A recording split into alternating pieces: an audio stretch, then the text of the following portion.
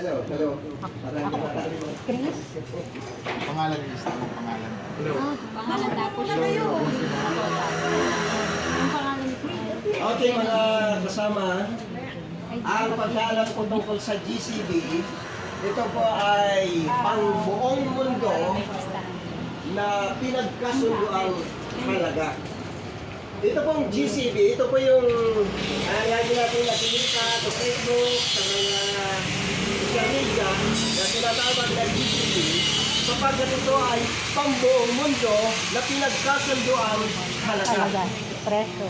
Ito po ang ating isinusulong sa pamamagitan ng ating bartering. Ito pong ginagawa natin na ganitong sistema at nakikita natin sa Hangda o sa Pilipinas o sa buong mundo. Ginagawa po natin ito sapagkat napakahalaga sa pakikipag-ambag sa pag-build ng ecosystem ng community natin sa buong mundo upang matupad yung ating minimithi na GCB na 314159. Yes. Yung pong ating isang transaksyon, halimbawa, bibili kayo sa akin ng relo. Ito, kapag inyong binayaran sa akin ng fine, isang buto po yun. Isang buto yun doon sa blockchain. Ibig sabihin, pag bumili kayo ng ganito, payang ibabayad ninyo, naka-record po yun sa blockchain, at ang ating base value ay yung 314,159 US dollar.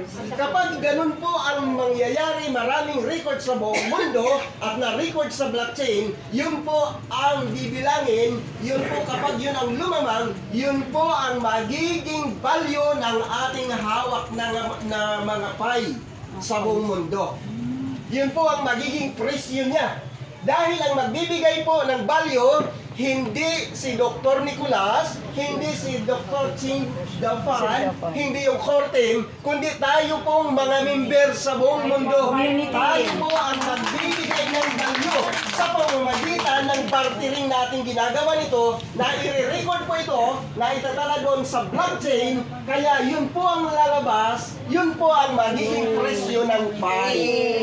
Kaya kapag marami pong record, sa pamamagitan ng ating bartering, sure po tayo, kapag nag-open minute na, ang magiging presyo ng ating pay ay 314,159 US dollar. Magkano po yun? 18 million. Magiging 18 million sa pira natin.